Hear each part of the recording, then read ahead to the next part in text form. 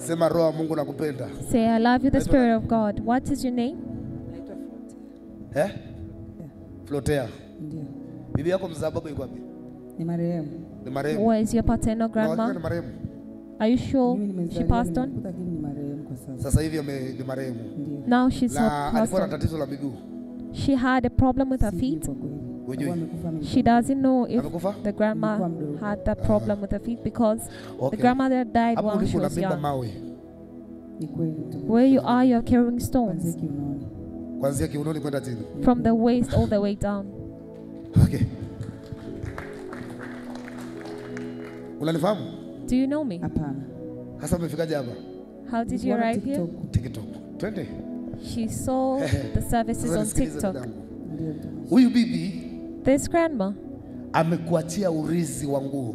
Has left your inheritance of garments. Na alipeana. Ila wewe, but you, ulipokuwa, umetokea wapi? Where are you from? Songea.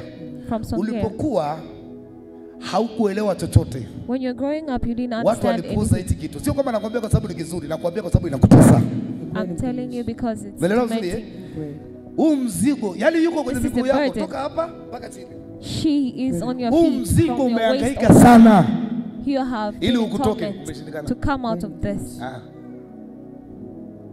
Nimwambia watu, I've told mizimu sio mapepo. Ancestors are not demons. Mizimu sio majini. Ancestors are not mizimu ni roho zilizohalalishwa damu yako. spirits that are being kwa hiyo unamhitaji mtu mwenye akili kuliko wao. You need someone who is more intelligent more than they are. Mwangalie jirani yako, mwambie acha haraka. Tell your neighbor, don't be in a rush, neighbor. Stop running. Tuliza nini? Just calm your mind. Leo is okay. Even if we spend the night here, it's okay, but let the ancestors flee away. Kwani ni shingapi kukesha? It doesn't cost anything to spend the night here. Kukesha shingapi? Maisha ni gharama. What does it cost to spend the night here? Leo nakesha lakini mizimu life is cost, but let the ancestors flee. Yes. Yesu makofi. Glory to Jesus. Round of applause for Jesus, Mama. Mimi hata sikuhukumu. I don't charge you. Anayeteseka hachagui pa kupita, anapita kila sehemu. Lakini ngoja nikusaidie kitu kimoja. One who is in torment, they don't choose the path, they go anyway. But I want you to do this. This is a bad case. Kwa sababu huyu bibi ameua watu. Because that grandma has killed people. Kaua mpaka watoto wadogo. It has even killed alikuwa anafanya kazi ambayo wewe children. They were working and you didn't know that job. But you see what you're going through. The witch doctors have tried to help you. They've made markings on your body. And you just sacrifice yourself.